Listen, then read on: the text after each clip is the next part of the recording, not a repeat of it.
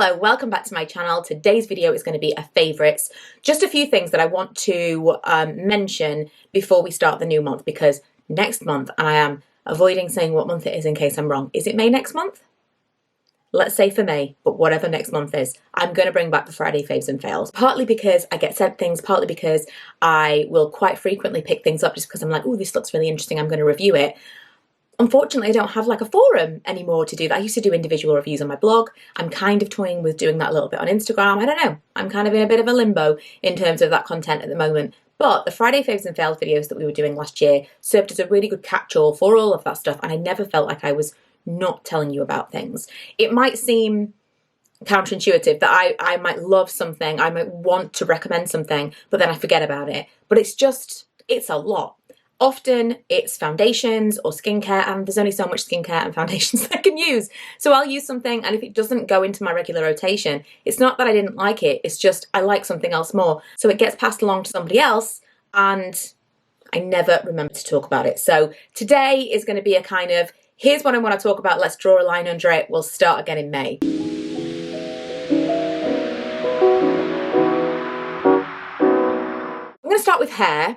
Two fantastic things that I found this month. I purchased this one. This is the Got2b Oilicious Weightless Dry Oil Mist. I got this from Tesco. It was in the clearance. I do not know whether or not that means it is discontinued. Hopefully it's not, because I'm obsessed. So I've already had this in my hair today. You can see it doesn't look oily or greasy at all. I've been outside and you know how it is. I get super tangly hair. And if I leave my hair for a day without brushing it, it is an absolute nightmare. So what I found is that this is a really nice detangler. So I'll just kind of spray it all through the lengths, and then I can take a brush and it's much easier to work those tangles out. It's very difficult to detangle dry hair without feeling like you're constantly going to break it. And I get a lot of hair in my brush every single time I brush my hair. Not ideal. Anything that's going to make that easier, all the better. But also, this leaves a really nice shine. And it smells really nice. And I don't feel like I'm using a lot of the product either. So hopefully, if that's not discontinued, I'll repurchase that. Otherwise, I will find another version, because that is not the only thing I've ever tried that's like that. Do you remember Gliss? Very similar. L'Oreal sent me a bunch of new stuff this past month, but the real highlight of everything was this hyaluronic moisture plump serum from Elvive. Again, very tangly.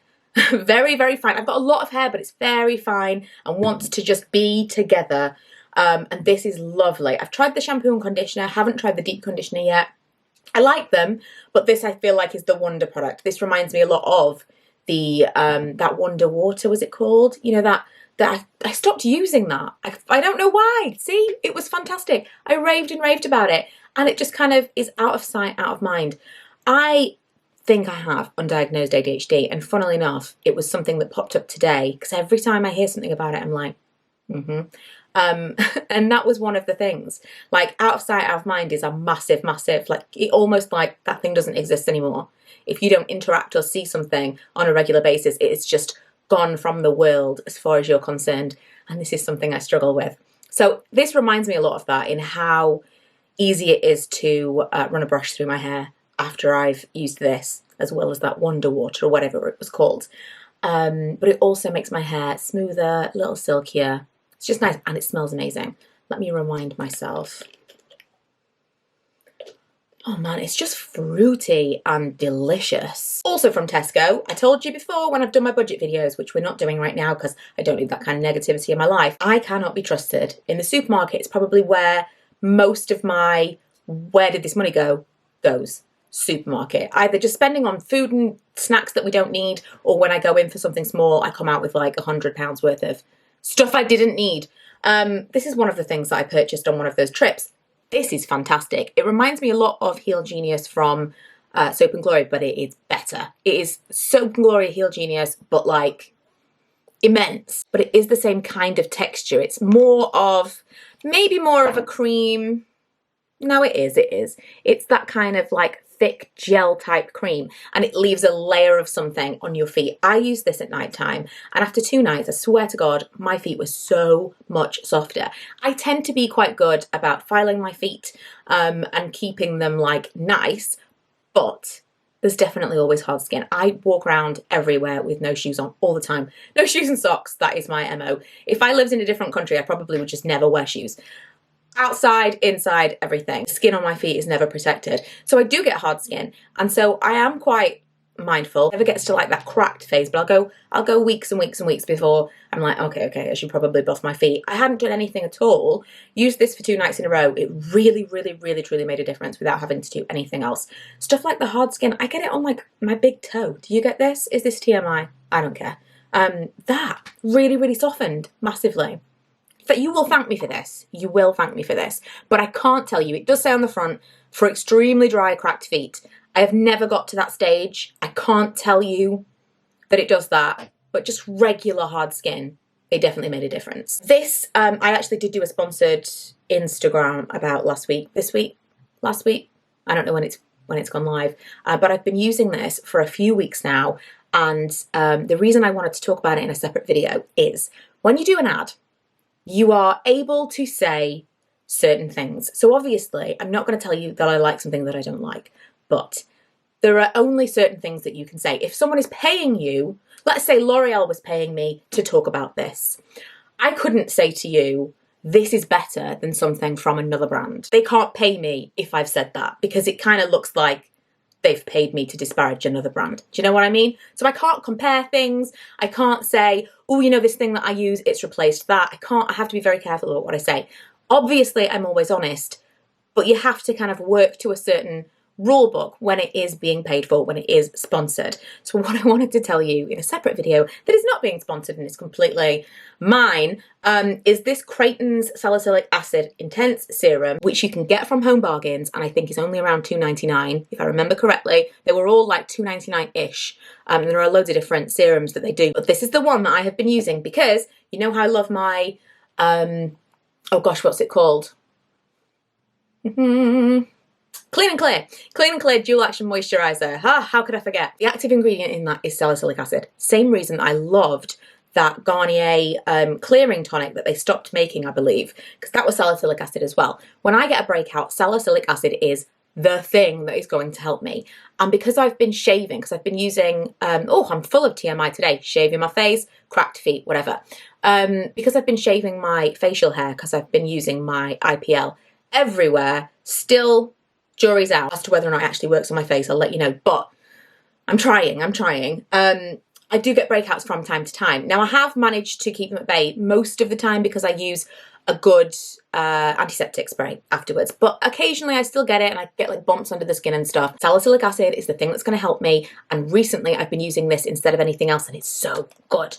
I can't tell you, I can only tell you like I get small breakouts from time to time and I know this ingredient works for me, but it is just a thin formula. I have other stuff on the back of my hand, of course I do, because I filmed some other stuff earlier today. It's just a thin formula. It's kind of tacky-ish, but it's not too crazy tacky. Absorbs really quickly. Really good to just put. Not immediately after shaving. You shouldn't, nothing. Unless it's like an antiseptic thing, don't even risk irritating the skin after shaving. But a few hours later, you know, clean skin, I'll put it all around here, anywhere that I could break out, especially like my jaw, on my chin. Amazing. Really good. When I have had like little threats of breakouts or actual breakouts, it's really helped in the past couple of weeks. But again, nothing major. So I can only speak to these small issues that I have. That's really good stuff. Classic Carmex Moisturising Lip Balm. I have been so enjoying this. Someone asked me in I think my Instagram DMs, but she'd been watching my vlogs and she said, what lip balm do you wear? Because you always seem to have it like slathered on. And I was like, no offense taken. It sounds really attractive. I completely understood what she meant, but I was like, oh, didn't really think about it. I look horrendous in my vlogs. Like there's just no shame involved whatsoever. No shame. And usually it is this. Which I'm looking at now and it looks super gross. Why is it brown around the edges? What I really like about this is, well, two things. I like to wear it during the day. If I'm going to wear a heavier one at night, that's fine. But during the day, this is a really nice one because it gives you that kind of just plump, sheeny balm, not like really sticky, thick anything. It's a really nice one for during the day. And it also works really nicely with lip colours. So if you put on, if you've watched any of my videos at all, you'll know I'm obsessed with TV lips. TV lips are basically lips that wouldn't work in the real world. It is something like a colour. I'm convinced that it is just basically a lip balm mixed with whatever it is. Whatever the product is that they're using, they're just mixing in a lip balm so that it just makes it like glossy and beautiful and plump looking. Not crazy glossy, but just like on camera. Oh, just perfected, absolutely perfected. And I think what it is they have it done with a lip brush, because obviously makeup artists on set, and then they have it touched up constantly.